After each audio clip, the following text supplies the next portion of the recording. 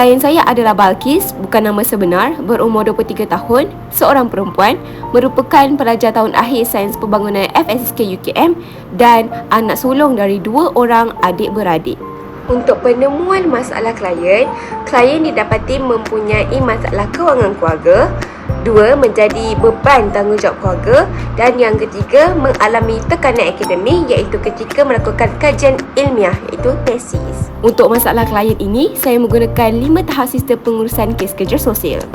Tahap pertama, klien dirujuk kerana masalah kewangan dan tekanan akademik. Tahap kedua, masalah kewangan dan tekanan tesis menjejaskan emosi serta fokus klien. Tahap ketiga, perancangan dan intervensi yang memberi tumpuan kepada sokongan emosi dan pengurusan stres. Keempat, pemantauan secara berkala dilakukan. Penamatan apabila perkhidmatan ditamatkan selepas klien menunjukkan peningkatan yang baik. Ini merupakan surat rujukan daripada saya sebagai pekerja sosial. Terdapat 4 kaedah yang saya gunakan untuk masalah kali ini. Yang pertama adalah genogram, kedua adalah eco-map, dan yang ketiga adalah life roadmap, dan yang keempat adalah lawatan ke bilik. Genogram menunjukkan bahawa Balkis mempunyai seorang sahaja adik perempuan dan telah kehilangan pakcik dan makcik saudara belah ayah, serta mempunyai seorang nenek saja daripada belah ibu.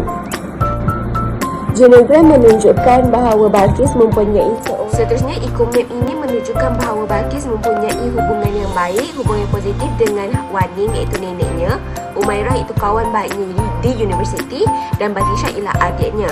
Tetapi Balkis mempunyai hubungan yang kurang baik, kadang-kadang baik, kadang-kadang tidak, positif dan negatif bersama ibu dan ayahnya iaitu Encik Yahya dan juga Puan Marina.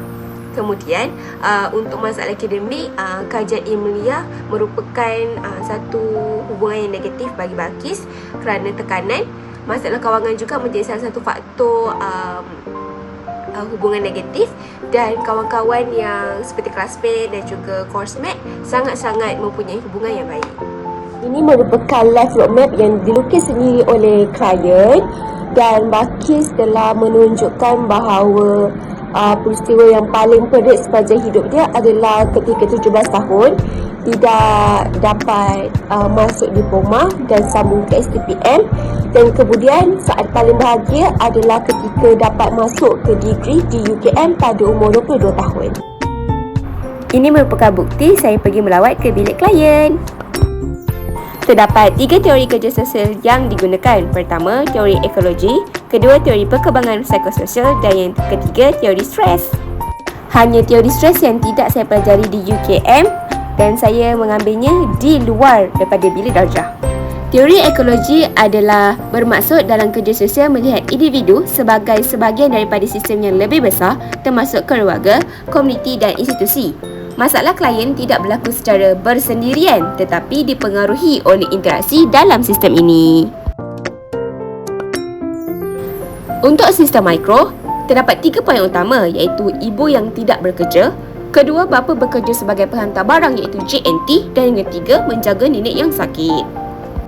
Bagi sistem meso, pertama, hubungan kewangan yang tidak baik, kedua, hubungan kurang baik dengan pensyarah. Untuk sistem ekosistem pula, yang pertama, pendapatan tidak tetap oleh si bapa. Bagi sistem makro, yuran universiti yang tinggi dan tanggungjawab kepada anak sulung. Teori perkembangan psikososial daripada Erik Erikson menyatakan bahawa setiap individu melalui fasa perkembangan tertentu yang mempengaruhi emosi dan tingkah laku mereka. Klien berada dalam fasa intimacy versus isolation iaitu peringkat dewasa awal di mana individu memerlukan sokongan emosi dan hubungan sosial yang stabil. Bagi intimacy iaitu Balkis berjaya capai fasa pertama iaitu hubungan baik dengan rakan sekelas, dan yang kedua rapat dengan sahabatnya iaitu Umairah. Bagi isolation iaitu cabaran yang dihadapi oleh Balkis, yang pertama masalah kewangan keluarga, kedua tanggungjawab menjaga nenek yang sakit, dan yang ketiga tekanan daripada supervisor tesisnya. Selanjutnya, teori stres oleh Lazarus dan Folkman menjelaskan bahawa stres berlaku apabila individu merasakan tuntutan hidup melebihi kemampuan mereka untuk menghadapinya. Tekanan yang dialami oleh Balkis berpunca daripada beban kewangan keluarga, tanggungjawab menjaga ahli keluarga serta tekanan penulisan tesis yang memberi kesan kepada kestabilan emosi, fokus akademik dan kesejahteraan dirinya. Itu sahaja daripada saya. Terima kasih kerana menonton. See you in the next video.